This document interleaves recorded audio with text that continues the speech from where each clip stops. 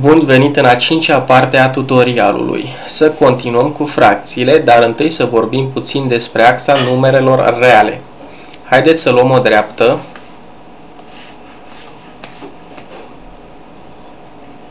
Această dreaptă se întinde către infinit în ambele părți. Spunem că se întinde către plus infinit la dreapta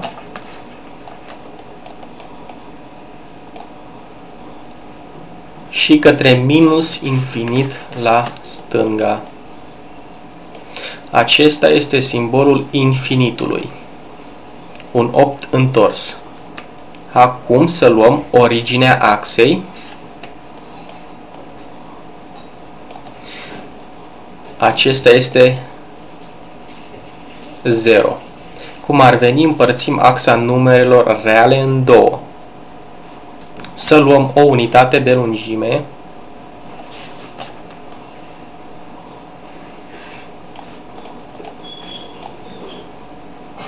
Un kilometru, un metru, un decametru, ce vreți voi să fie, dar o unitate de lungime. Avem odată unitatea respectivă,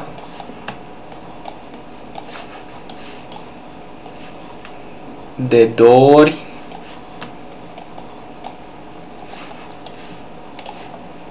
de 3 ori, de 4 ori, de 5 ori, puncte, puncte, puncte, puncte.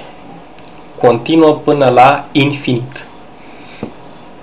Continuă până la infinit la dreapta. Aceasta este originea axei. La dreapta originii avem numerele pozitive, plus 1, plus 2, plus 3 și așa mai departe. Iar la stânga originii avem numerele negative, minus 1,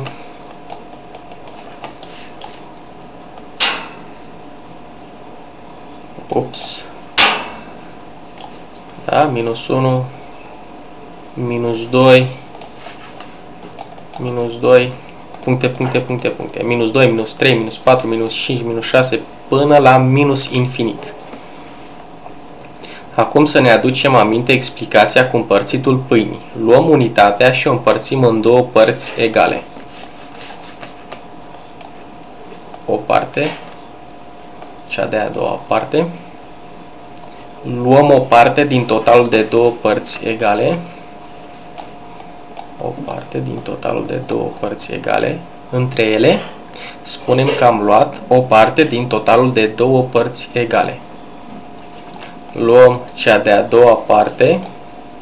Spunem că am luat două părți din totalul de două.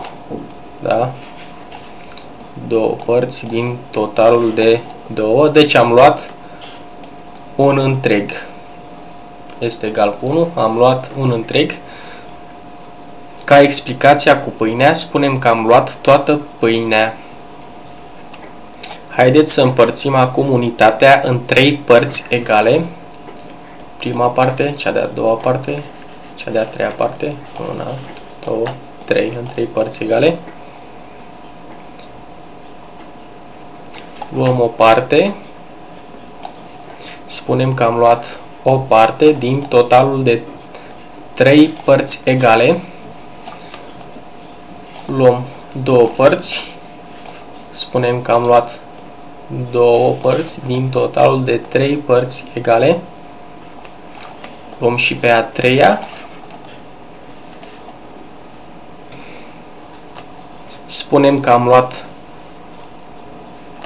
3 părți din totalul de 3 părți, adică am luat toată unitatea. Am luat o unitate. Următorul exemplu, să împărțim unitatea în 4 părți egale. Prima parte, a doua parte, a treia parte și a patra parte. 1, 2, 3, 4 părți egale. Luăm o parte din totalul de 4 părți egale. Luăm cea de-a doua parte din totalul de 4 părți egale. Luăm 2 părți din totalul de 4 părți egale. În final, luăm cea de-a 4-a parte din totalul de 4 părți egale. Deci am luat toată unitatea. Am luat un întreg. Acum, când reprezentăm valoarea unei fracții A supra B, pe axa numerelor reale, spunem că numitorul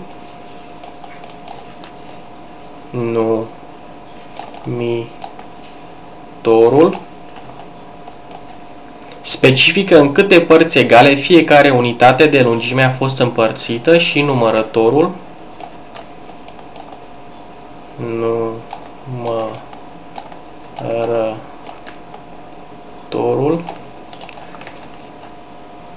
specifică numărul subdiviziunilor ale acelei fracții. Să luăm exemple, luăm unitatea și o împărțim în 4 părți egale. Prima parte, cea de-a doua parte, cea de-a treia parte, a patra parte. 1, 2, 3, 4. Luăm o parte din totalul de 4 părți egale. Numitorul specifică în câte părți egale fiecare unitate de lungime a fost împărțită. În acest caz, unitatea de lungime a fost împărțită în 4 părți egale. Prima parte, a doua parte, a treia parte, a patra parte. Și numărătorul specifică numărul subdiviziunilor ale acelei fracții, în acest caz o subdiviziune. Mai luăm o parte. Am luat 2 părți din totalul de 4 părți egale. Numitorul specifică în câte părți egale fiecare unitate de lungime a fost împărțită, în acest caz tot 4, a rămas 4.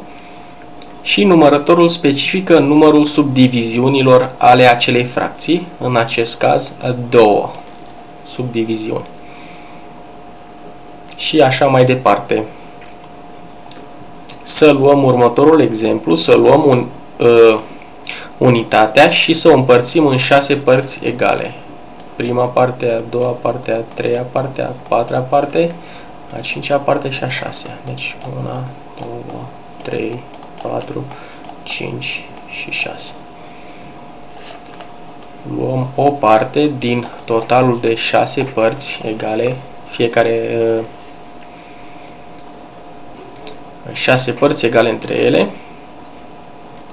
Numitorul specifică în câte părți egale fiecare unitate de lungime a fost împărțită. În acest caz, unitatea de lungime a fost împărțită în 6 părți egale.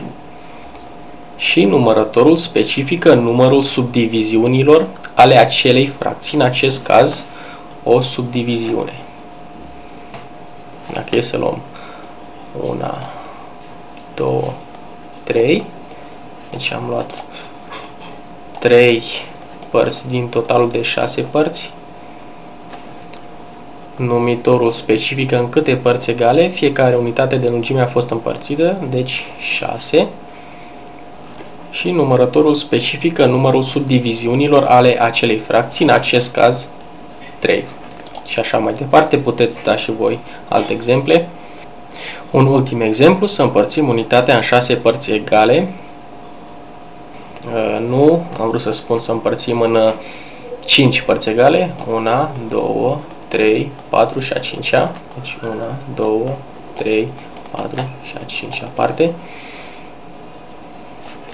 Luăm o unitate din totalul de 5 unități.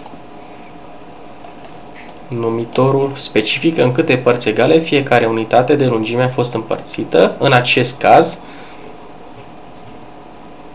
5 părți egale.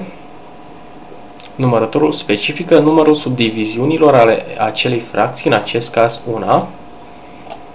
Dacă este să luăm 3 din total de 5, am luat 3 părți din total de 5 părți egale. Numitorul specifică în câte părți egale fiecare unitate de lungime a fost împărțită. 5 părți egale. Numărătorul specifică numărul subdiviziunilor ale acelei fracții. În acest caz avem 3.